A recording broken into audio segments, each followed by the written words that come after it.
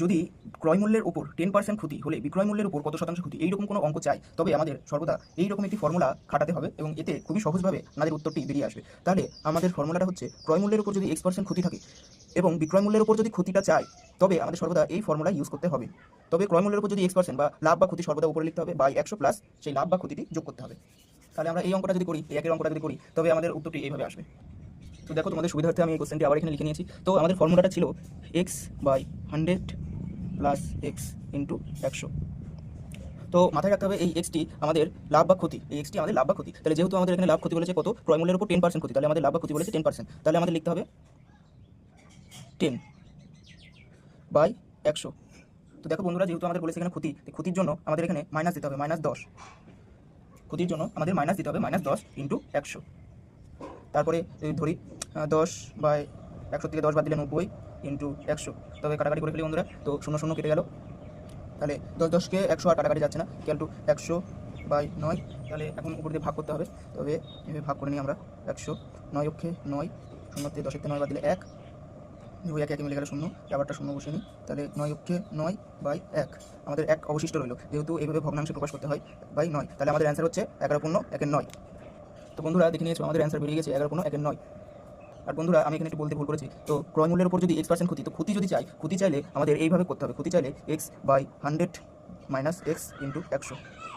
মানে ক্ষতি যদি চাই তাহলে আমাদের মাইনাসে করতে হবে, আর যদি লাভ চাই তাহলে আমাদের প্লাসে করতে হবে। সর্বদা মাথায় রাখবে, যদি প্লাসে চাই, যদি ক্ষতি চাই তাহলে আমাদের মাইনাসে করতে হবে, আর যদি লাভ চাই তাহলে আমাদের ক্ষতি এই প্লাসে করতে হবে।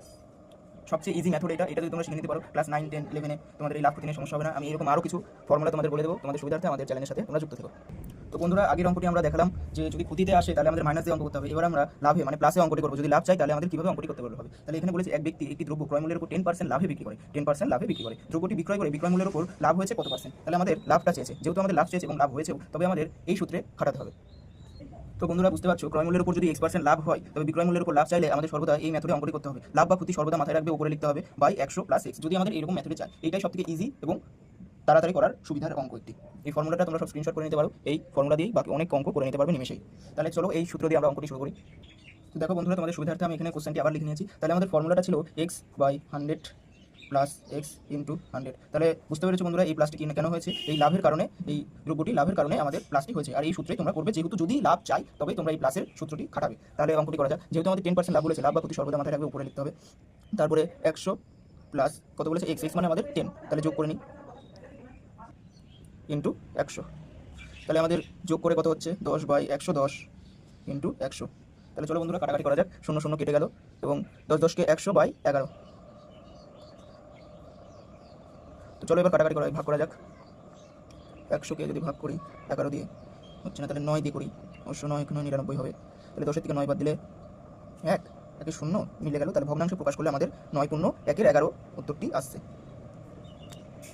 তো বন্ধুরা দেখতে পাচ্ছ, আমাদের অ্যান্সারটি বেরিয়ে গিয়েছে 9 পূর্ণ 9 11 অ্যান্সারটি বেরিয়ে গিয়েছে। তো বন্ধুরা, এই ফর্মুলাটি তোমরা সব স্ক্রিনশট করে নিতে পারো এবং বাড়িতে প্র্যাকটিস করতে পারো। তবে এই লাভ ক্ষতি অঙ্কের এই সমস্যায় এই ফর্মুলাটা যদি ইউজ করো, তোমাদের কোনোদিন লাভ ক্ষতিতে বাঁধবে না।